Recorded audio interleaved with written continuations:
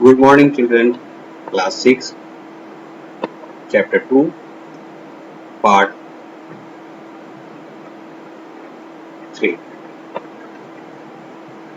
The Mesolithic Age. The age of transition from the old Stone Age to the new Stone Age is called the Mesolithic Age. पुराने पाषाण काल से नए पाषाण काल में जो परिवर्तन होता है उसको मेसोलिथिक एज कहते हैं। मध्यकाल जिसको मध्य पाषाण काल कहते हैं। This was a short period of many changes which lasted from about 10,000 BC to about 8,000 BC। ये छोटा सा समय था जिसमें बहुत सारे बदलाव हुए थे। ये 10,000 ईसा मसीह के 10,000 साल पहले से लेके ईसा मसीह के 8,000 साल पहले तक का है, तो लगभग 2,000 साल के आसपास का है। तो आज 2,000 साल का काल है ये। During the Mesolithic age, the stone tools made were more pointed and sharp। इस समय में मेसोलिथिक काल में, मध्य पाषाण काल में जो पत्थर के औजार बनाए जाते थे वो काफी नुकीले होते थे और काफी तेज होते थे, काफी धारदार होते थे। The simple handled stone tools were now attached to thick branches of trees with ropes made from animals' skin। अब क्या थे,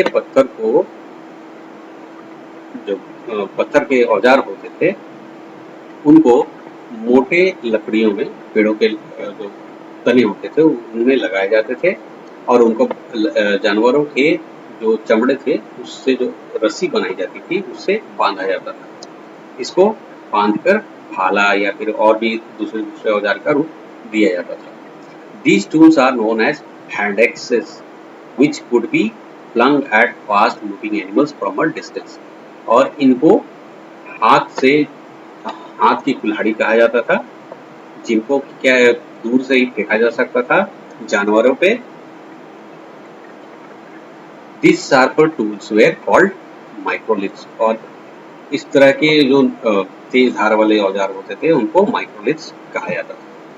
microliths were used as scrapers। Microliths को स्क्रैपर के रूप में भी इस्तेमाल किया जाता था। Animal skins had to be scrapped। जो जानवर के चमड़े होते थे उसको निकालना होता था, छीलना होता था। क्लीन, उनको साफ करना होता था। एंड ड्राइड, और उनको सुखाना भी होता था। Before being used as clothing. उनको वस्त्र के रूप में इस्तेमाल करने से पहले जानवर के चमड़े को छीलना होता था और उसको साफ करना होता था और उसको सुखाना पड़ता था। Shelter and domestic life. और ये मेसोलिथिक पीरियड के टाइम में जो शेल्टर था वो कैसा था, आश्रय कैसा था, या फिर जो उनकी जो अपनी जो जिंदगी थी, घरेलू जिंदगी थी, वो कैसी थी। Gradually as the years passed, धीरे धीरे जैसे जैसे समय बीतता गया, man started living in small huts. इंसानों ने धीरे धीरे छोटे छोटे झोपड़ियों में रहना शुरू कर दिया था। With wooden post and thatched roofs। वो झोपड़ियाँ लकड़ी और जो फूस वगैरह थे जिसका छत फूस से बनाया जाता था, तो वैसे झोपड़ियों में रहना शुरू किया। लकड़ी और जो फूस के छप्पर वाले झोपड़ी होते हैं उसमें वो रहना शुरू किया। He also continued living in caves and rock shelters। इसके अलावा उसने गुफा में भी रहना चालू रखा और जो पत्थरों के आश्रय थे उनमें भी रहना चालू रखा। मतलब ऐसा नहीं था कि उसने गुफाओं को छोड़ दिया, गुफाओं में भी रहता था, साथ में उसने झोपड़ियों में भी रहना शुरू कर दिया। Man also started domesticating animals during the Mesolithic as. इसी मध्य पाषाण काल के समय इंसान ने जंगली जानवरों को पालतू बनाना शुरू किया। He began to use animal products। उसने जानवरों को मारने के बजाय उन जानवरों से जो सामग्री प्राप्त होती थी उसका इस्तेमाल करना शुरू किया। लाइक मिल्क, दूध एंड वूल, दूध और ऊन। Dogs were tamed for security. कुत्तों को पालतू बनाया जाने लगा सुरक्षा के। Domestic life of early man, तो ये झोपड़ी बना रहा है, ये लकड़ी और उसका, तो इस तरह की झोपड़ी में वो रहना शुरू किया। नाउ उस समय का जो धर्म था वो क्या था? The early man was threatened by natural, शुरुआती मानव जो था उस समय प्राकृतिक इवेंट्स लाइक थंडर और लाइटिंग, तो वो अभी भी बिजली चमकने से, गड़गड़ाहट से अभी भी डरता था वो। Even the rising and the setting of the sun, सूर्य के निकलने और डूबने से भी वो डरता था। और change of seasons were strange for him, और मौसम का बदलना भी उसके लिए काफी आश्चर्यजनक चीज थी, वो मतलब अनजाना चीज था उसके लिए। तो सूर्य का उगना और डूबना जो था, या सीजन का बदलना, उसको उसकी जानकारी नहीं थी, इसकी वजह से वो उसके लिए काफी अनभिज्ञ चीज था। So he began to worship all this painter, so जो चीज उसको समझ में नहीं आता था उस चीज की वो पूजा करने लगता था, या फिर जिस चीज से डर लगता था तो इसलिए वो उसकी पूजा करने लगते थे। तो धीरे धीरे इस प्रकार से वो उन्होंने पूजा करना शुरू किया। क्लोथ्स, आप कपड़े देखते हैं। Skin of dead animals were used by the early man to cover himself, अभी भी जंगली जानवरों का जो चमड़ा होता था उसी का इस्तेमाल करता था अपने शरीर को ढकने के लिए। Leaves of trees too were used during winter and rainy season, और जब ठंड का समय होता था या फिर बारिश का समय होता था तो वो पेड़ों के पत्तियों का इस्तेमाल करता था अपने शरीर को ढकने के लिए। द नियोलिथिक एज, अब आते हैं बाद का जो पाषाण काल है, आधुनिक पाषाण काल, वो कैसा था? The old stone age lasted till 10,000 BC, after which begin the new stone as. अब ये जो काल बीता, पुराना पाषाण काल, उसके 10,000 साल, मतलब ईसा के 10,000 साल तक, उसके बाद का समय जो है उसको नया पाषाण काल कहते हैं। This was called the neolithic age, और इसको नाम दिया गया न्यूलिथिक एज, और इसको न्यूलिथिक एज के नाम से जाना। इन ग्रीक लैंग्वेज, यूनानी भाषा में, न्यू मीन्स न्यू, न्यू का मतलब होता है नया, एंड लिथोस मीन्स स्टोन, लिथोस का मतलब होता है पत्थर, तो नया पत्थर का युग। Hence the term means the new stone age, इस प्रकार ये काल बना नए पत्थर का काल। The period of this age रफली extended from 8,000 BC to 4,000 BC। अब 10,000 BC से लेके 8,000 BC तक मेसोलिथिक है, ऑब्वियस है कि 8,000 के बाद ये काल स्टार्ट हो रहा है, तो ये काल जो है नियोलिथिक एज, ये 8,000 BC से लेके 4,000 BC तक। मेसोलिथिक सिर्फ 2,000 ईयर्स के लिए था, ये जो है नियोलिथिक, ये 4,000 ईयर्स तक चला। The discovery of the fire mark the end of the old stone age, आग का आविष्कार जो था वो चिन्हित करता है पुराने पत्थर के काल को, या पुराने पाषाण काल को। And the beginning of the new stone as, और आग के आविष्कार से ही नए पाषाण काल का आरंभ होता है। मेन फीचर्स, अब इसके मुख्य विशेषताएं क्या क्या हैं इस नए पाषाण काल की? First, settle life in villages, गांवों में स्थायी रूप से रहना शुरू किया लोगों ने। Main build their huts along the river bank, लोगों ने नदी किनारे अपने झोपड़ी बनाने शुरू की। The huts were made of would, mud and grass, और झोपड़ियां जो थी वो लकड़ी, मिट्टी और घास से बनाई जाती थी। Such huts were found on high banks of a river, और इस तरह की जो झोपड़ियां होती थी वो जो नदी का किनारा काफी ऊंचा होता था वहां पे बनाई जाती थी। This is how the earliest villages were born, और इस प्रकार पुराने समय में गांवों का उदय हुआ या गांव का जन्म हुआ। With food grains stored in pots and sheep and goats at farm, life begin to be comfortable. मटकों में अनाज का भंडारण और भेड़ और बकरियों का खेतों पे रहना, इससे क्या है कि उस समय के लोगों का जीवन धीरे धीरे काफी आरामदायक हो गया।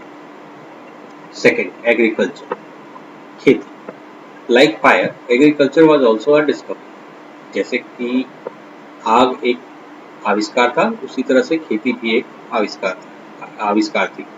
Man found that some seeds which had fallen on moist land developed into plants. लोगों ने पाया कि जो बीज किसी गीली जमीन पे गिरते हैं वो पौधे के रूप में पनप जाते हैं। He started growing plants from seeds. इस प्रकार उसने बीज से पौधे उगाना शुरू किया। This was a great discovery for man. ये इंसान के लिए बहुत बड़ा आविष्कार था। Instead of wandering in search of food, man settled down in areas which were suitable for agriculture. तो खाने की तलाश में घूमने की बजाय इंसानों ने क्या किया कि ऐसे जगह पे सेटल होने लगे, रहने लगे जहाँ पे खेती संभव या जो खेती के लिए अनुकूल जगह थी वहाँ पे वो सेटल होने लगे, रहने लगे। थर्ड, डोमेस्टिकेशन ऑफ एनिमल्स, जंगली जानवरों का पालतू बनाना। Now human beings learn to tame animals, अब इंसानों ने जंगली जानवरों को पालतू बनाना सीख लिया। प्रोबेबली संभवतः dog was their first tamed animal, संभवतः कुत्ता जो था उनका पहला पालतू जानवर था। In due course of time, समय के अंतराल पे, they begin to tame and domesticate other animals like sheep, goats, pigs, donkeys, horses and cats. और समय अंतराल या समय के बीच में ही उसने क्या किया कि दूसरे जानवरों को भी पालतू बनाना शुरू किया, जैसे कि भेड़, बकरी, सूअर, गधे, घोड़े और ऊंट। These domesticated animals help them in many ways. और ये जो पालतू जानवर थे ये काफी अलग अलग तरीके से इंसान की मदद करते थे। First, domesticated animals provided fresh milk. जो ये पालतू जानवर थे ये सबसे पहला चीज था कि ताजा दूध प्रदान करते थे। मीट एट विश, और जब उनकी इच्छा होती थी तो मांस भी मिल जाता था। And solve man's food problem considerably, और इस प्रकार जो है इससे इंसान का जो भोजन का आवश्यकता था वो काफी भोजन की समस्या जो थी वो काफी हद तक दूर हो गई। Second, man began to use these animals to pull their carts. अब क्या था, इंसानों ने इन जानवरों का इस्तेमाल अपनी गाड़ी को खींचने के लिए भी करने लगा। To transport things from one place to another, अपने सामान को एक जगह से दूसरी जगह ले जाने के लिए या अपने आप को भी एक जगह से दूसरी जगह ले जाने के लिए इस्तेमाल करने लगा। And to plough the field to grow food grains, और खेतों में भी हल चलाने के लिए इन जानवरों का इस्तेमाल करने लगा। The invention of the wheel, अब फोर्थ है कि पहिए का आविष्कार। The wheel was the most remarkable invention of the Neolithic man. ये जो आधुनिक पाषाण काल था उसमें जो पहिए का आविष्कार था वो काफी रिमार्केबल था, मतलब विशिष्ट था आविष्कारों में। People use the wheel for making sledges and chariots. अब इंसान चक्के का इस्तेमाल कर सकता था, जो स्लेज खींचे जाते थे, जो गाड़ी होती थी तो उनको खींचा जाता था, स्लेज होते थे, इनके अंदर में चक्के नहीं थे। तो उन स्लेजों में क्या किया गया, चक्के लगाए गए, और स्लेजों में चक्कर लगाए गए, उसके बाद फिर रथ बनाए जाने लगे। They also use the wheel for other activities like spinning and pottery. और उन्होंने चक्के का इस्तेमाल और दूसरे कामों में भी करना शुरू किया, जैसे कि सूत वगैरह काटने के लिए, धागा बनाने के लिए, या फिर मिट्टी के बर्तन बनाने के लिए। The pots were decorated with carving of flowers, leaves etc. और जो मिट्टी के घड़े बनाए जाते थे तो उस समय के लोग काफी कलाकार होते थे, चित्रकारी वगैरह ज्यादा पसंद करते थे, तो मिट्टी के बर्तन पे फूल पत्तियों का नक्काशी किया जाता था. The man of the Neolithic age was responsible for developing the first pot. और इसी आधुनिक पाषाण काल का जो इंसान था वो उत्तरदायी था पहले मिट्टी के बर्तन का. उसने ही सबसे पहले मिट्टी के बर्तन बनाए. जो आधुनिक पाषाण काल के लोग थे उन्होंने ही मिट्टी के बर्तन बनाए. In the beginning the handmade pots were dried in the sun and used later on. शुरुआत के समय में हाथ से बने हुए जो मिट्टी के बर्तन होते थे उनको धूप में सुखाया जाता था और बाद में फिर उसको इस्तेमाल किया जाता था. He learned to make the clay pots. उसने मिट्टी के बर्तन बनाने शुरू किए या मटके बनाने शुरू किए. The baking of fire gave luster, strength and durability to the pots. और जब उसने इन बर्तनों को पकाना शुरू किया इससे क्या हुआ कि उन बर्तनों को काफी कठोरता मिली, मजबूत हो गए, वो काफी लंबा समय तक चलने लगे और इससे क्या है कि जो बर्तन थे काफी टिकाऊ हो गए.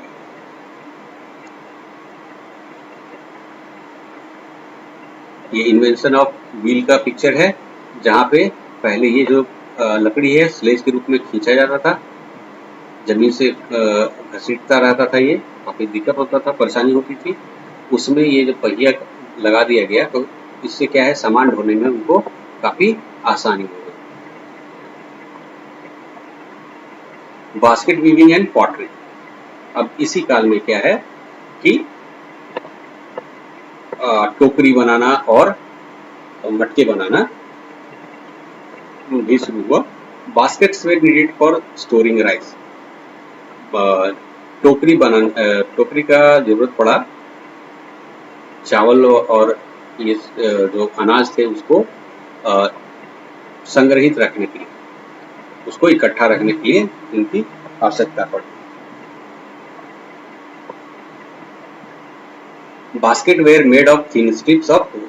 और ये जो मटके ये जो टुकड़ियां होती थी उसको लकड़ी के पतले पतले टुकड़े से पतले फीते से बनाया जाता था.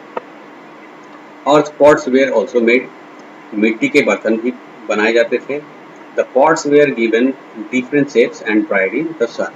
और इन मिट्टी के बर्तनों को अलग अलग कर दिया जाता था और सूर्य में सुखाया जाता था, सूरज के नीचे सुखाया. The pots were then baked in an oven. और बाद में फिर इन बर्तनों को जो भट्ठी होती थी उसमें गर्म किया जाता था या पकाया जाता था in order to make them harder, उनको कठोर बनाने के लिए. Some of the pots were also decorated by various designs of animal figures on.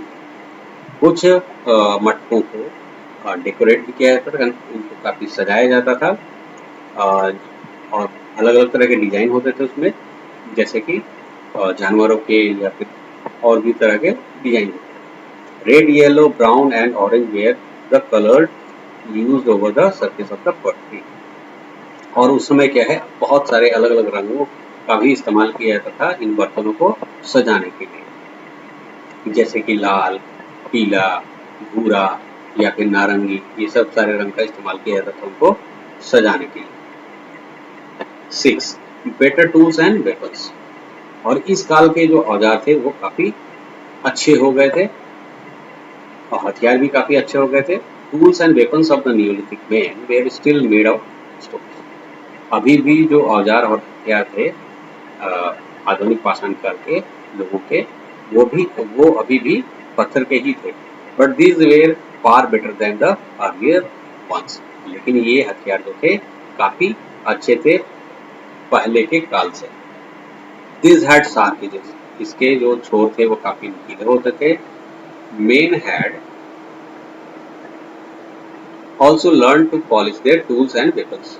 और लोगों ने अपने औजार और हथियारों को चमकाना भी सीख लिया. They also provided wooden handles to them. और वो उन हथियारों में या टूल्स में लकड़ी के हैंडल हत्थे लगाने शुरू किए। Some new tools and weapons like the sickle, the bow and arrows were also developed in this age. और कुछ नए हथियार और औजार इस काल में बनाए गए, जैसे कि हसिया या फिर तीर धनुष। With sickle, men could harvest their crops. हसिये की मदद से इंसान जो है, उस समय के लोग जो हैं वो अपनी फसल काट सकते थे।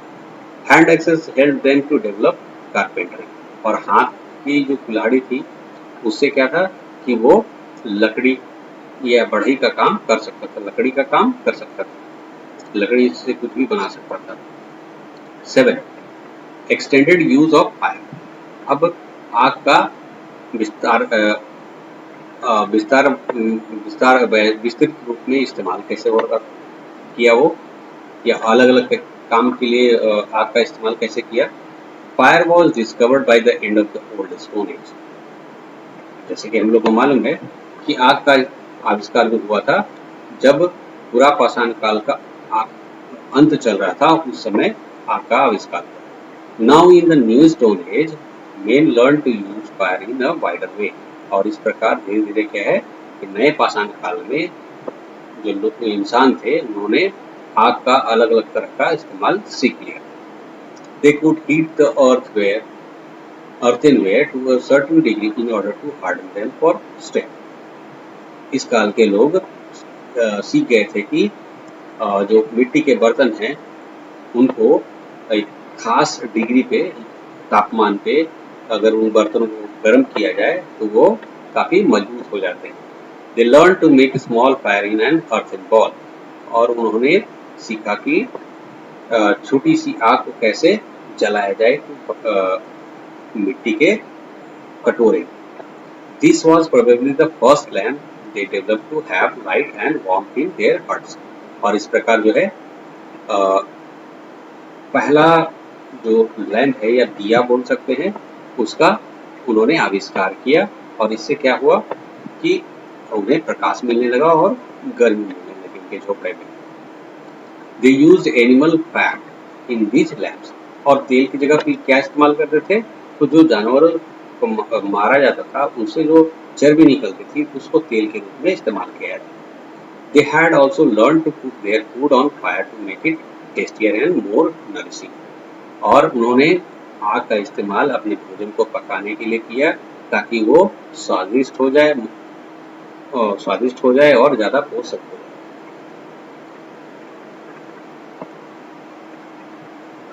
So end of part 3। Part 4 में हम लोग देखेंगे कि द चैलोलिथिक